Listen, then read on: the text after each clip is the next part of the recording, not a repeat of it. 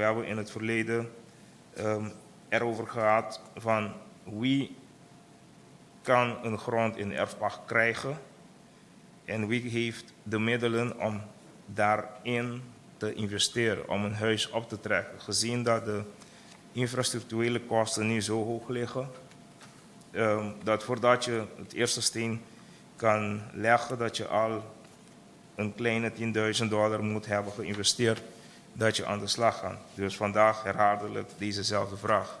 Het openbaar lichaam geeft gronden in principe uit in erfpacht. Uitzonderingen hierop zijn een aantal punten. En wat onze aandacht trekt is onbebouwde gronden gelegen in het Ramsar-gebied Laaksorbon. Deze gronden worden in huur uitgegeven.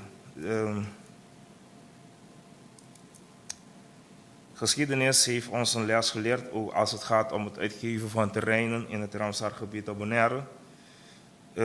Dat is één. Het andere is dat je genoodzaakt bent om een meer studie te laten uitvoeren voordat je overgaat tot het uitgeven van een terrein in een Ramsar-gebied. Het is een Ramsar-gebied omdat het bepaalde waarden heeft voor het eiland. De vraag is of wij terreinen in het Ramsar-gebied moeten gaan uitgeven.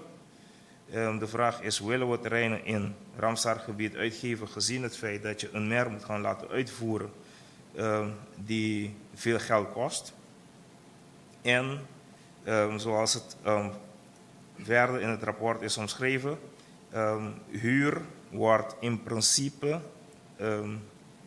voor de duur van 1 jaar uitgegeven, maximaal 5 jaar. En dan heb je de vraag van, oké, we gaan zoveel geld investeren in een meerstudie om een terrein in huur uitgegeven te krijgen en voor een periode van 1 jaar tot maximale 5 jaar. Buitengebied met agrarische functies. En hier wordt gezegd van er mag geen permanente bewoning plaatsvinden. Het is voor ons een beetje tegenstrijdig gezien het feit dat de lokalen die op hun knoep zijn geboren, hebben daar altijd gewoond, of die zijn daar naartoe verhuisd om beter zorg te kunnen dragen voor hun vee. Het verhaal is bekend, er wordt veel gestolen. Of de honden eten alle geit op. Dus het is moeilijk om te zeggen dat, of om op te nemen in ieder geval in een grondbeleid, dat de men niet permanent mag wonen op hun koenoep.